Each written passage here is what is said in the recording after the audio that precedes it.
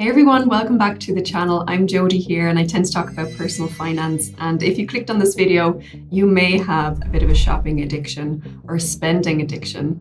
And I wanted to talk today about emotional spending and how you can stop it, how you can break this cycle of keep paying for stuff that you don't even want and it's just accumulating more things in your rooms. Whether you're renting or whether you own a place, do you feel like you just have too much stuff around because you're feeling a little bit stressed inside, and that's how you relieve that stress is by buying things. So hopefully today I can help you a little bit to break that habit and to learn to kind of have less stuff as well. So the first thing I want to talk about is, why do you want to stop? If you feel like you have a lot of emotional spending when you're stressed, what is the main reason about why you want to quit it? Is it because there is too much stuff around you and you want to be more minimalist? Or is your bank balance taking a bit of a battering and you feel like you're spending way too much money that you can't even save at the end of the month? Well, that's your first problem, I suppose. If you're waiting till the very end of the month to see what's left in your bank account and then save that amount, you're kind of working backwards. So what you should really do is, if saving is a problem, I do a video on this in more detail, which will pop up here. My recommendation is, whenever you get paid, if it's the first of the month, immediately set up an automatic payment to pop that savings money into a separate savings account. Because when you do this, the money's not sitting in your current account, so you can't spend the money on crazy things because it's not even there. So I think that's kind of the first thing, is to understand why you want to stop. Is it your bank balance that's in dire need of repair? Or do you just want to be more minimalist? Emotional spending can come in many different forms. There can be different triggers for you than the next person. So are you someone that, gets really stressed out at work, and then when they come home, they go onto ASOS or Zara or H&M or something, and then just buy a load of clothes? So even though it's from a cheaper shop, you feel like, oh, I'm just spending £10 on a t-shirt, £20 on a dress, but it still all adds up to, it could be £100 in that one emotional spending state. So you really have to understand, okay, what are your triggers first? And then you can work backwards. Is it when, your family really pisses you off and that's when you turn to going to physical shops and buy stuff to make yourself feel better? Or is it work? And if you feel like it's work, for example, maybe it's not the right job for you. Maybe you're not surrounding yourself with the right people, and that's making you stressed out to emotionally shop. So the very first thing I actually want to talk about to break this habit is delete all those newsletters that you get. You've probably signed up to, for when an item is back in stock, for the shop to email you. Or you might be on a lot of newsletters to say, oh, there's 50% off this week on this jewelry brand, or there's 20% off next week, or whatever.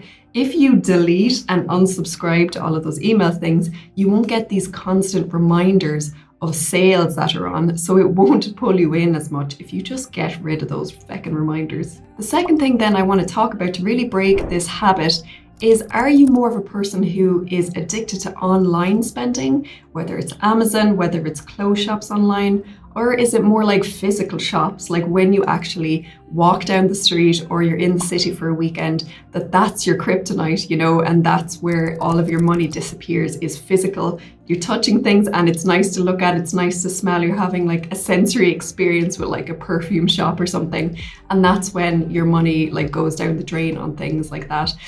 So really understand, is it online or is it physical? And then if it's physical, try and stay away from the shops, especially at times where you really want to save.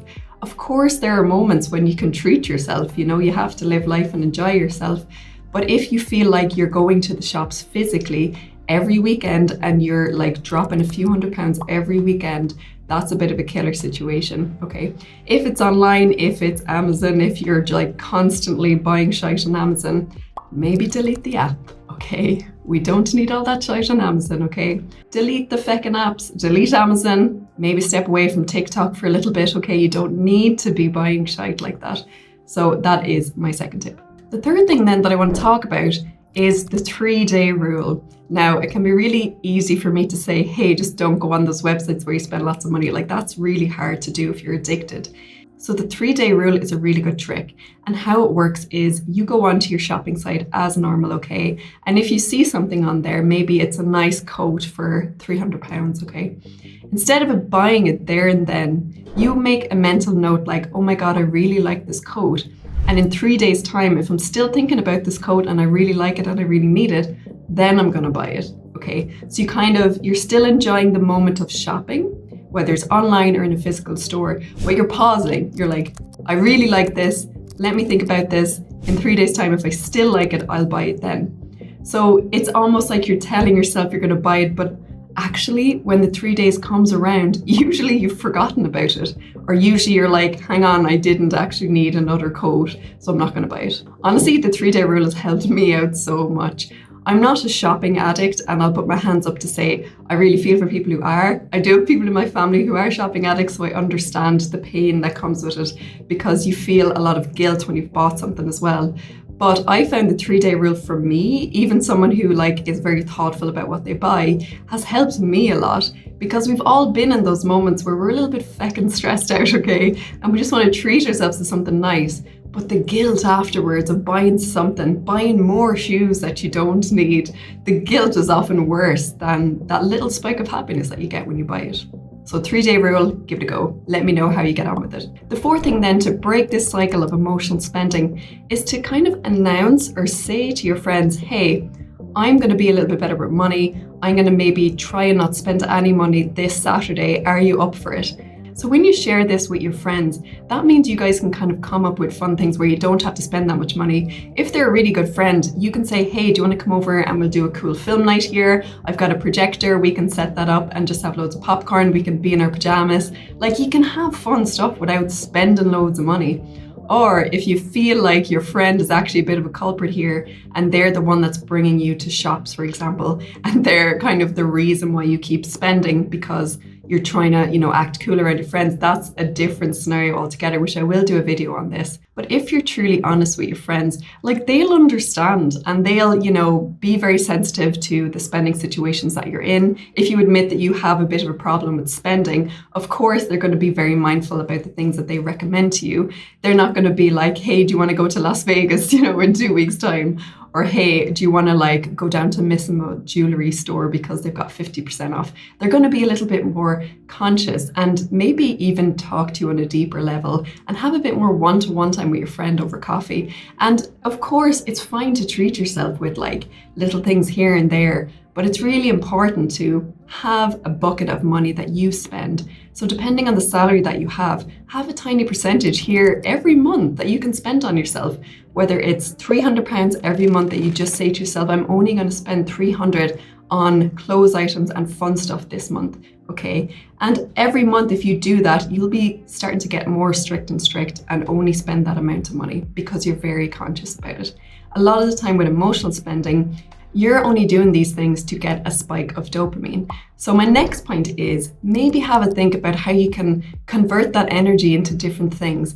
And what I mean by that is instead of trying to chase that dopamine happiness spike by spending money, maybe you can do other things instead that are a little bit more mindful. So maybe spend your time on having one-to-one time with friends, or maybe spend your energy on going to yoga, going to exercise, because exercise will naturally release dopamine in your body. So you will get a similar feeling if you look after yourself through exercise rather than spending the money in big chunks. The next tip I want to talk about to try and break this cycle of feckin' emotional spending is to try and emulate that same joy that you get from spending with saving that chunk of money. So let's go back to that same example. If you want to be really strict, and let's say you have a goal to reach for, saving for a deposit for a house, okay? That can take a lot of time to save for that amount of money. Although I have done a video recently to how you can save 10 grand fast, which I'll pop up here as well. But if you can get, a boost of dopamine or happiness when you can save £200 rather than spending £200,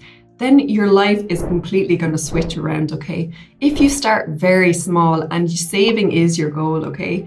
If you write down in the month, I'm going to write down in the month, instead of spending £500 every month on clothes, I'm going to just spend £300 on clothes, and the other 200 that I would have spent, I'm going to save that instead, okay? So you're still, doing it in small steps. You're still spending a little bit on clothes. However, you're very strict in the amount that you're going to spend for yourself.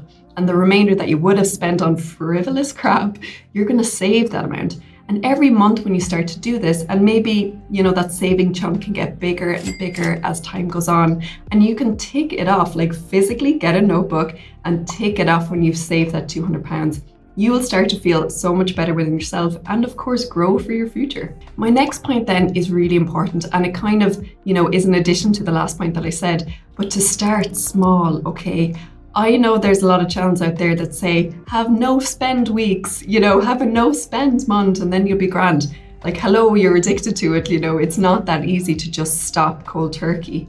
So start from very small things. Help yourself out, delete things that are coming through in your email that are reminding you of sales that are on, okay? Maybe, delete your credit card from Amazon so it's not a quick one-click pay, remove your PayPal from things. Like, help yourself out, you know what I mean? But also set little balances for yourself that you can spend, and try not to go too hard on yourself by having a whole month where you're not going to spend any money on the thing, because you're going to fail before you've even started.